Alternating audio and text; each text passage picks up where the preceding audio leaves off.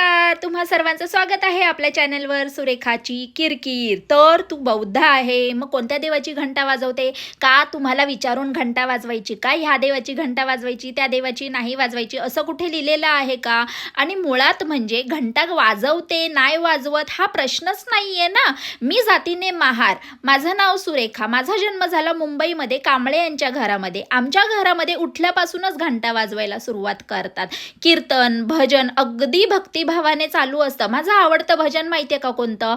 दगडाचा देव केला कुंभार घडवी त्याला। आमच्या घरामध्ये ना श्रद्धा आहे, अंधश्रद्धा नाही, आणि मी तेच फॉलो करते। मला असं वाटतं जन्मापासून मला हात जोडण्याची सवय लागलेली आहे, ती मी अचानक कशी बरी तोडणार? तुमच्या म्हणण्याने ती तुटणार आहे का? तर नाही। मुळात एखादी सवय जर एखाद्याला लागलेली असेल ना, तर ती कसं तोडू शकतो आपण? नाही ना, वाईट सवय नाही तुटत, मग चांगल्या सवयी तरी कशा तुटणार बरं? तुम्हीच सांगा। लग्नानंतर माझं नाव झालं भोसले, हे जय भीम, कट्टर बौद्ध।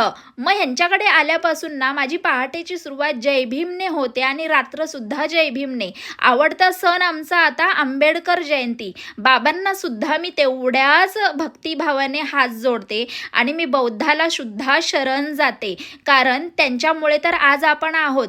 पण ही गोष्ट मी चुकीची करते का हे तुम्ही मला सांगा। बऱ्याच जणांनी मला असं सांगितलंय, तू हात जोडणं चुकीचं आहेस, हे करणं चुकीचं आहेस, घंटा वाजवणं चुकीचं आहेस।